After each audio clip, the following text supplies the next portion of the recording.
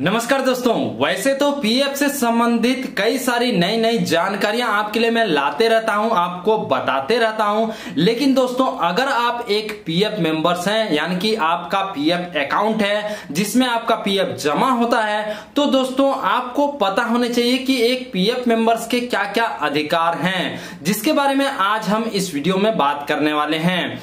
तो दोस्तों, इस वीडियो को प्लीज एंड तक जरूर देखिए। इसमें हम पीएफ मेंबर्स के अधिकारों के बारे में जानेंगे। और दोस्तों, ये मैंने अपने मर्जी से नहीं आपको बताया है, इसे बताया है दोस्तों ईपीएफओ ने ऑफिशियली सिटीजन्स क्लाइंट्स चार्टर में। तो चलिए दोस्तों, जानते हैं वो कौन कौन से अधिकार हैं जो पीएफ मेंबर्स को मिलते हैं। और आप इस वीडियो को देखकर हमें नीचे कमेंट करके जरूर बताइएगा कि क्या आपको ये सभी तरह के अधिकार मिल पा रहे हैं या फिर नहीं।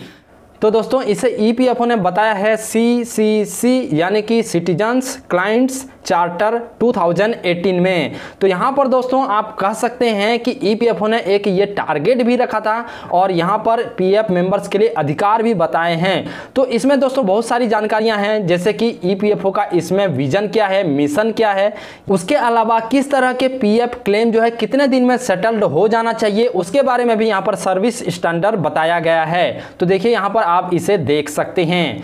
उसके नीचे यहाँ पर बताया है दोस्तों राइट्स ऑफ मेंबर्स यानी कि पीएफ सदस्यों के अधिकार। उसके नीचे है राइट्स ऑफ एम्प्लॉयर्स यानी कि नियोक्ताओं के अधिकार। तो यहाँ पर ये सारे टॉपिक्स जो है बहुत ही महत्वपूर्ण जानकारियाँ बताई गई हैं। उसके नीचे और भी कुछ जानकारियाँ हैं, लेकिन दोस्तों यहाँ पर जो इंग्लिश में बताया गया है तो मैंने इसे अपने वेबसाइट epfjanकारी.com में हिंदी में आपके लिए जो है आसान शब्दों में बनाया है। तो इसको दोस्तों आप पढ़ सकते हैं। इसका लिंक आपको नीचे डिस्क्रिप्शन में मिल जाएगा और आपको इसमें लिंक भी मिल जाएगा डाउनलोड का, जहां से आप इस पीडीएफ फाइल को डाउनलोड भी कर सकते हैं। तो यहां पर सिंपली क्लिक करके इस पीडीएफ फाइल को डाउनलोड कर सकते हैं। तो अब चलिए दोस्तों मेन मुद्दे पर आते हैं। तो यहां पर हम जानते हैं पीएफ सदस्यों के अधिकार। तो देखिए, सबसे पहला अधिकार, योजना के प्रावधानों के अधीन कवर किए गए स्थापना के प्रत्येक कर्मचारी के लिए पीएफ, पेंशन और ईडीएलआई योजनाओं की सदस्यता का अधिकार। ये अधिकार जो है पीएफ, पेंशन और ईडीएलआई योजना की सदस्यता का अधिकार होता है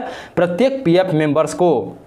दूसरा है ईपीएफओ द्वारा उपलब्ध कराई जा रही ऑनलाइन सेवाओं के बारे में जानने का अधिकार। तीसरा है किसी भी भविष्य निधि कार्यालय से क्लेम फॉर्म निःशुल्क प्राप्त करना। आप जो है किसी भी पीएफ ऑफिस से क्लेम फॉर्म फ्री में पा सकते हैं। चौथा है प्रपत्र भरने में सहायता मार्गदर्शन प्राप्त करना। जैसे कि आप मान लीजिए कोई क्लेम फॉर्म भर रहे हैं पीएफ ऑफिस में जाकर और आपको उसको भरने का पता नहीं है, तो आप वहां पर जो है सहायता ले सकते हैं और आपका ये अधिकार है। पांचवा है दावा या आवेदन जमा करना और पावती प्राप्त करना। जैसे आप क्लेम फॉर्म कोई सबमिट करते हैं पीएफ ऑफिस में, ये तो आपका अधिकार है ही। उसके अलावा जब आप क्लेम फॉर्म सबमिट कर लेते हैं तो आपको वहां पर रिसीप भी मिलना चाहिए, ये भी आपका एक अधिकार है। छठवां है भविष्य निधि से निर्दिष्ट उद्देश्यों के लिए आंशिक निकासी प्राप्त करने के लिए अधिकतम 10 दिनों के भीतर आवेदन को सेटल्ड होना। तो यहाँ पर बताया है कि आप अगर एडवांस पीएफ क्लेम के लिए अप्लाई करते हैं तो अप्लाई करने के 10 दिनों के भीतर उसे सेटल्ड हो जाना चाहिए। तो ये भी आपका एक अधिकार है। सातवां है अंतिम निकासी के लिए दावा प्रस्तुत करने की तारीख से 10 दिनों के भीतर क्लेम सेटल्ड हो जाना चाहिए। यानी कि आप जब नौकरी छोड़ देते हैं और उसके 2 महीने बाद जो है full and final PF withdraw के लिए आवेदन करते हैं, तो जिस दिन आवेदन कर लेते हैं, ऑनलाइन क्लेम कर लेते हैं, तो उसके 10 दिनों के भीतर आपकी क्लेम सेटल्ड हो जाना चाहिए। आठवां है यहाँ पर सदस्य की नौकरी बदलने पर नए खाते में ट्रांसफर हेतु आवेदन करने के 10 दिनों के भीतर ट्रांसफर होना। अगर आप किसी नए कंपनी में ज्वाइनिंग लेते हैं और अपने पुराने पीएफ को नए पीएफ खाते में ट्रांसफर के लिए यहां पर क्लेम सबमिट किए हैं, तो उसे भी जो है सबमिशन के 10 दिनों के भीतर ट्रांसफर हो जाना चाहिए। हालांकि ट्रांसफर क्लेम में आपकी जो है एम्प्लॉयर के अप्रूवल की भी जरूरत पड़ती है और इसके बारे में यहाँ पर ऊपर में बताया है। देखिए, claims complete in all respects submitted online will be settled with in 7 days of approval bye employers. इसका मतलब आपके द्वारा सबमिट किए गए कुछ तरह के क्लेम्स जिसमें आपके एम्प्लॉयर्स के अप्रूवल की जरूरत पड़ती है, तो आपके द्वारा सबमिट कर दिए जाने के 7 दिनों के भीतर आपके एम्प्लॉयर्स को उसे अप्रूव कर देना चाहिए। 9वां है भविष्य निधि या पेंशन प्राप्त करने के लिए नॉमिनी निष्पादित करना।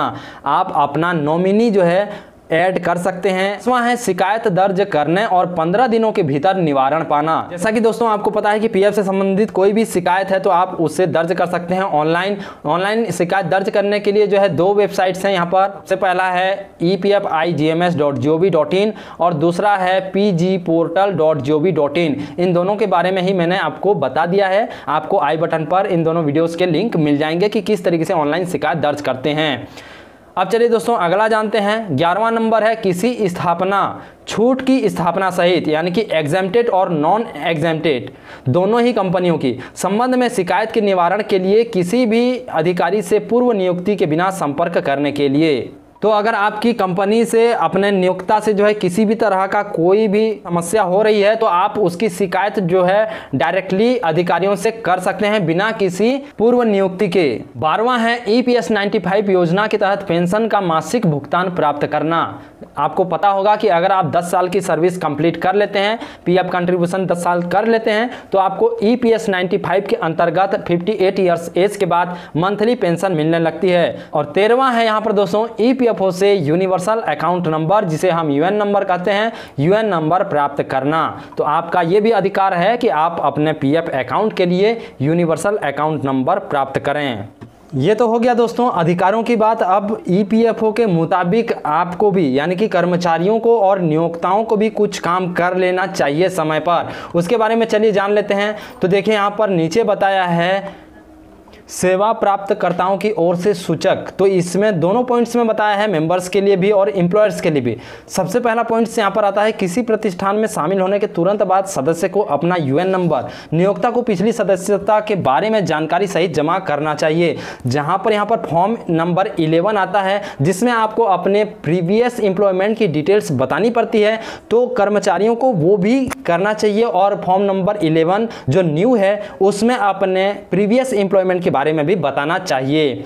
दूसरा पॉइंट बताया गया है यहाँ पर सदस्यों को अपने नॉमिनी घोषित करने के लिए फॉर्म नंबर 2 में अपना नामांकन प्रस्तुत करना चाहिए ताकि नियोक्ता द्वारा इसे प्रमाणित करने या ऑनलाइन ही जमा करने के बाद EPFO के पास जमा किया जाए। तो दोस्तों कर्मचारी ऑनलाइन भी अपना ई-नॉमिनेशन फाइल कर सकते हैं। अगर ऑनलाइन नहीं कर पा रहे हैं तो फॉर्म नंबर 2 के जरिए जो है यहाँ पर नामांकन प्रस्तुत करना चाहिए। उसके अलावा यहाँ पर सदस्य को अपने अकाउंट में KYC के रूप में अपना आधार कार्ड जोड़ना चाहिए। तो ये जो 3 मुख्य पॉइंट्स हैं ये कर्मचारियों के लिए हैं, उनका भी फर्ज बनता है कि ये जो है कर लेना चाहिए EPFO के मुताबिक। तो आशा करता हूं दोस्तों आपको आज का ये वीडियो पसंद आया होगा। तो प्लीज इसे जो है अपने दोस्तों के साथ भी शेयर जरूर कीजिए ताकि उनको भी इस महत्वपूर्ण जानकारी के बारे में पता चल सके। अगर आपने अभी तक हमारे चैनल को सब्सक्राइब नहीं किया है तो नीचे रेड कलर के बटन में आपको सब्सक्राइब का ऑप्शन मिल जाएगा, उसे क्लिक करके सब्सक्राइब कर लीजिए। साथ ही बेल आइकन पर भी प्रेस कर लीजिए ताकि हमारे आगे आने वाले सभी वीडियोस की नोटिफिकेशन आपको मिल सके।